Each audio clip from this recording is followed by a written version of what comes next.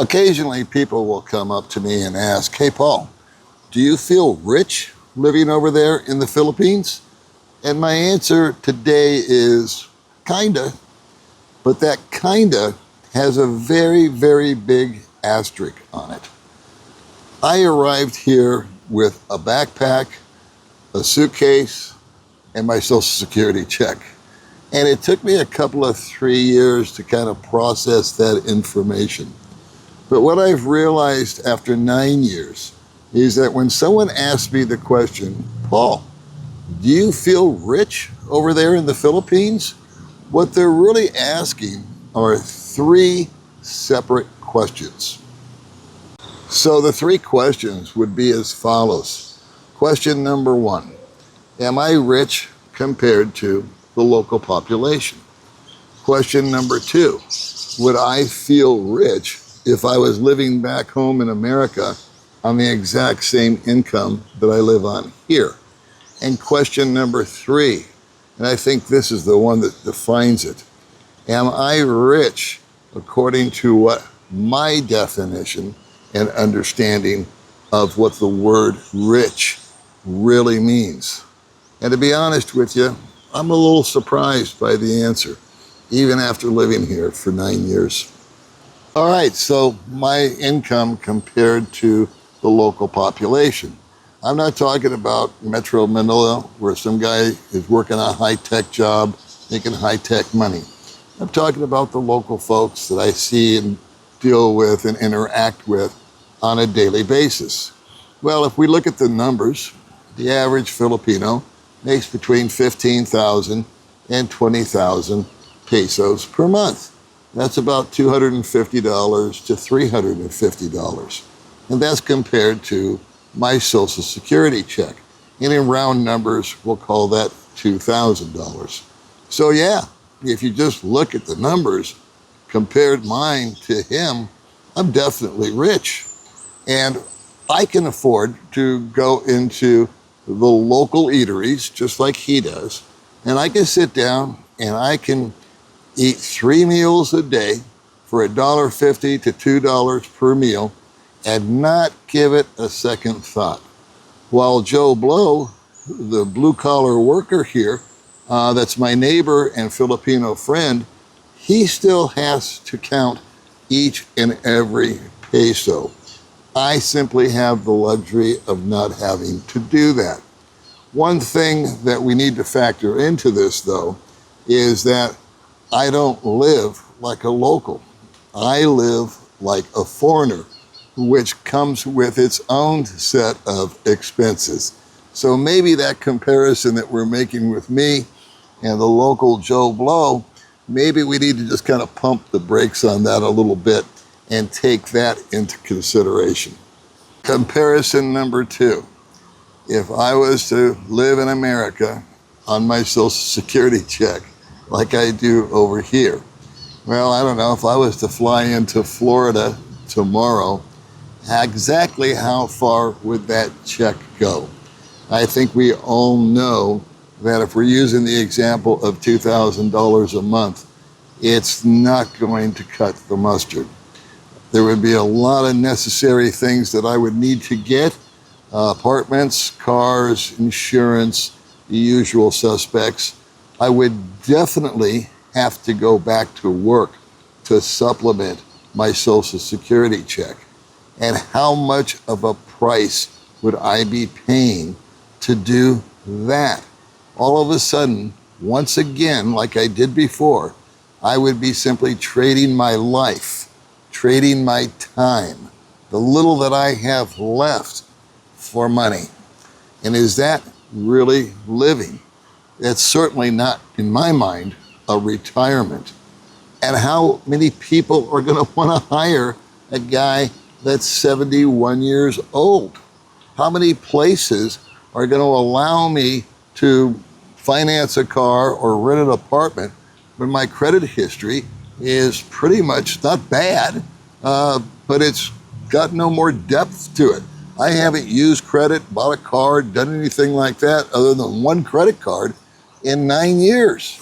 So I don't even know if the logistics of that would work. But if it did, where would I be? Would I be happy? Would I be content? Would I have the lifestyle that I've enjoyed over here for the last 9 years? Or would I simply be doing Groundhog Day and repeating Groundhog Day?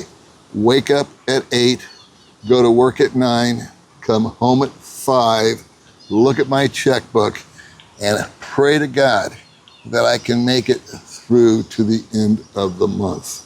So am I rich if I go back to America? Hell no. I'm on the opposite end of the financial spectrum, no matter how you slice it. And the last topic, and I feel is the most important, and this even surprised me to some degree, is what is my definition of being rich? It used to be, back home, that how many zeros followed the number in my checking account. It used to be that I have this many cars in the garage, or how big was my house? Was I a member of the country club? How did I stack up against this guy and that guy? Out here, that just isn't part of the atmosphere. People out here, be foreigners or be it locals, one of the last things that they tend to do out here is judge somebody by how much money they have. And it's really quite refreshing. Now, the biggest takeaway, and the reason I feel that I am rich here in the Philippines, is not because of the aforementioned cars or zeros behind the number in the checking account. It's because when I wake up in the morning, I own it. I am rich in the fact that I get to not only spend my money, but I get to spend my time and my day however I see fit. If I want to get up, go out, and I want to go to 3 fancy type of restaurants with my wife, I can do so. We don't do it often, but I know in my heart of hearts that we can go out and do it, and it's not going to make me stress out and feel regret that we overspent that day. One thing is I know that for the next 3 days, we'll probably spend very little talking about food. We eat at home a lot, and that's just the way that we roll. I take respite in the fact that if my wife sees something bright and shiny for $2.35 in the window when we're walking around, I can say, here you go, sweetheart. Go ahead and get that. I know you got your eye on it. I know that when I wake up in the morning, I don't have to show up unless I want to. I am not only in control of my finances, I am in control of how my finances are dispersed without having to stress or open up the app on my phone to my bank and look at it with one eye closed, hoping that it didn't dip below the minimum level. What a relief that is, not to be having to trade time for money, waking up, realizing that if I want to make a video, I'll make a video. And if I'm not in the mood to make a video, I won't make a video until I am in the mood. I feel no pressure to do so. I feel no pressure really to do anything other than whatever the hell it is I want to do. There are some requirements that I need to do, take care of every month, and I'm down with that. That's life. However, the rest of the world can keep spinning on its axis and keep getting itself all tied up in knots over their situation, where a guy like you or a person like me, we can sit here and take respite in the fact that our time is just that. It is our time. Now, there are guys coming over here that have a lot of doubts, perhaps, that they're going to make it. They have the same question. Do I have enough money? Am I going to be perceived as being rich? Well, if you look at the local population, as I explained earlier, yeah, you're going to be perceived as being rich. If you come over here and you have your head on your shoulders, if it's on a swivel sometimes, especially when you first arrive, and you don't try to play the role of the big shot. It's certainly a knee-jerk reaction. Happened to me, it'll probably happen to you. I don't know you, I'm just figuring that I've seen it so many times before in others that it just might apply in your circumstances also. It's okay to do that and get it out of your system as long as you temper it, bring it back down to normal, and you realize, ho, ho, ho, I got to look out for number one. It's okay for me to be generous, but I do need to put some sort of boundaries on it and make sure that I am taken care of. Because if I don't take care of myself, there's no way in hell I can take care of, or you can take care of anyone else, can you? If you're on empty, if you're on zero, if there's no more gas in the money tank, how are you going to drive your little financial car? You can't.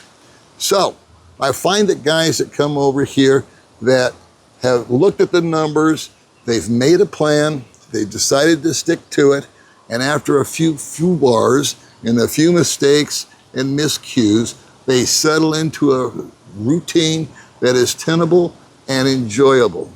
And the greatest thing is over a period of time, those same folks, just like me, they find out that they're actually a lot richer than they ever realized they could be.